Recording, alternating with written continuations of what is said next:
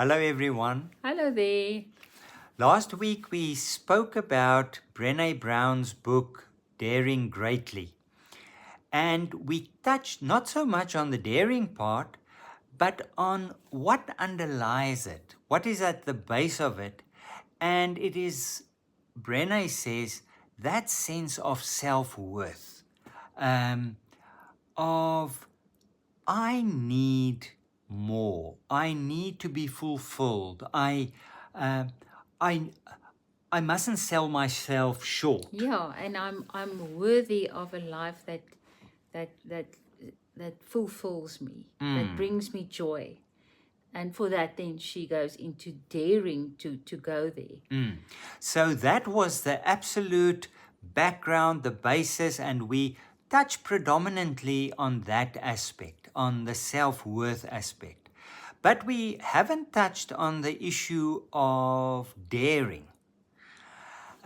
Maybe we're afraid we're telling you stuff and we say take the leap, and we don't want to take responsibility Yeah, of. and it would be irresponsible to tell people to take the leap or to dare to just do something without thinking. So I think we were talking about it this week, and there are more things that need to fall into place for us to do a responsible dive into the unknown. I think if we want to be responsible. Yes. So, and there's a lovely term, a Japanese term that we came across.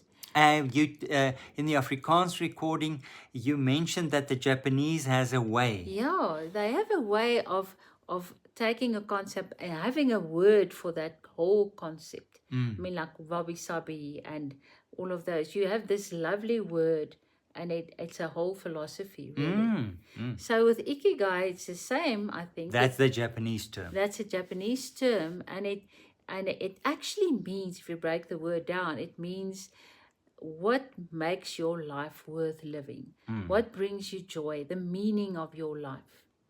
Ikigai.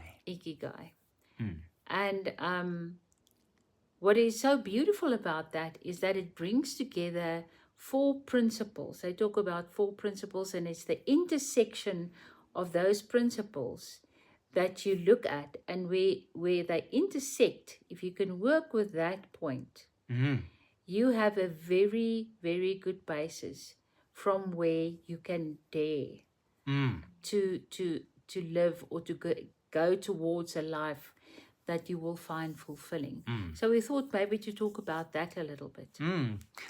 Maybe name the four. Am I doing all the work today? I want to come in after you've explained that. All right so, at the end. So the four principles is, what do I love? And we often come back to that when we talk to people. Yeah. What do you love? What did you do when you were a child? What really makes you come alive? That's very important. What are you good at? And those two things usually go hand in hand because it's important to you. You love it. What does the world need? And what can make, and how can that make you earn a living? So how can so how can this become a way to live while also making a living? And that's where I come in All right. at this stage. Because listening to Ikigai's principles, you say, but it's logical. It's absolute common sense. We should all be doing that. We should all be doing it. Why is that a daring stance to do that? But the fact is, culturally, we've settled for much, much less. Yeah. And we've bought into a system where the predominant motivator is to earn a living, to earn and to money. make the safe choice. And to make a safe choice. Meaning what? Yeah. Because, I mean, we really don't know. We don't, safety is a very loose concept, and we really don't know what's next. But I think in terms of, we were brought up to study or to become um, some form of craftsman or something that can give you a secure income, that can give you a stable life, and that was your main focus, to have that in life. Mm. Mm.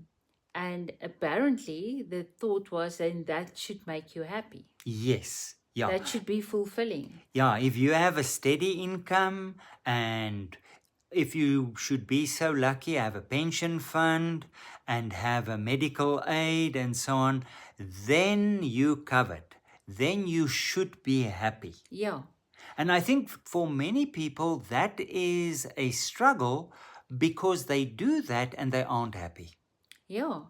Yeah. And Because then, they spend their lives and work in a job that's really not fulfilling. yes, yes. And then they say, but there must be something else. And the bigger narrative says, but now you're very irresponsible. You can't do that. You have to be very, very responsible, tying it absolutely to income. And we know it is important. When you have children that are going through school and to university, of course it's important. But can you see how we twisted it so that it doesn't matter what I'm doing, whether I enjoy it or not, when there's a paycheck, I should be happy. And when I'm starting to ask questions, I'm being irresponsible. Or Or I'm if I want to make a change. yeah, and Yeah. I'm taking a huge leap, or I'm daring too much. Yeah. While Ikigai comes and it says You can actually have it all. you can have it all. Yeah. You can have it all. You should have it all. We should help our children in their choices to touch on these issues.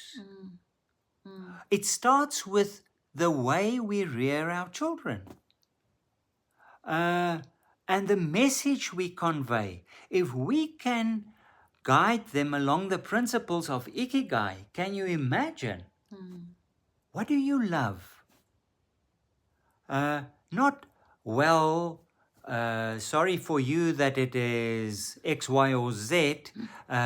You've got too much of a brain. You have to go to university. Why? Yeah. Why? I think it was also in terms of, if I think of our childhood and our parents and again their childhoods, they came from what we often talk of the depression years, where there was real shortages of food, of um, possibilities of even of finishing school. So one can understand the mindset and how we were raised to have a safer, a better life, better financial life, to secure all those basic things that our parents were lacking in. So one can understand that, where that came from. But also then again, looking at hordes and hordes of people just slogging, making a dying, not making a living. And knowing that if we could all be living from a place of aliveness, nobody in future would need to make those kinds of choices just to feel safe. And look how beautiful the Ikigai principles are, because it safeguards us against self-centeredness, selfishness. It starts from that premise, but it's about the greater good. It's not, well, what makes you happy? You should be as happy as anything. But it again ties into self-worth. So that your self-worth and what you love and what you're good at are all intertwined. And that which you that's your specific talent, that you are good at, will also be something that the world needs. It is. Yes. So nothing of that is separate or selfish. All of this forms part of a whole, of a beautiful synergy really. Mm, mm. Do you think there can be, I'm thinking of the whole principle of Ikigai. Do you think that there are things that you are good at that you don't necessarily love? I'm sure there is. Yeah, I'm But sure the there but is. the challenge is to Yeah, where they yeah, meet. that's the thing. That's at the intersection. It's at the So I'm intersection. really good at bookkeeping, Mm, but I really don't like bookkeeping. yes. I So you don't love can't put it. bookkeeping. You can't put it So it there. will not be in the intersection. It will be in Mm, my circle of efficiencies and things that I can actually do, mm, mm, but it will not be in the intersection. mm. That's not where I'll put it. Yes. Yes. Yes. So in other words, and what we are saying here is often it might be that you at a point in your work situation or in your life where you say, is this it? And often this search for deeper meaning, for a fulfilled life, starts with a sense of discomfort. Or avoid. And you can be walking around with that for years, Mm, mm. knowing that there's something missing. Silencing it in many Yeah, ways. yeah. Um, so it might be that that voice is saying, really, there must be more. And then you start this process of Ikigai.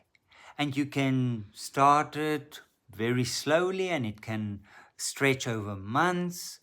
Uh, I don't think postpone it for too long. Work actively at it. But in your journal, have a conversation. You can even have an Ikigai journal and say, what are the things that I love? You can even do a Yeah, collage. or get friends over and talk about it. You know Mm, each other, you know each other's strengths, and yeah, so and really dig into that. mm, Get to that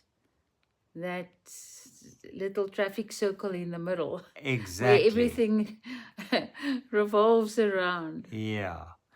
Um, so very, and we're going to post on the blog the basic principles of Ikigai as well, and give you some websites that you can visit.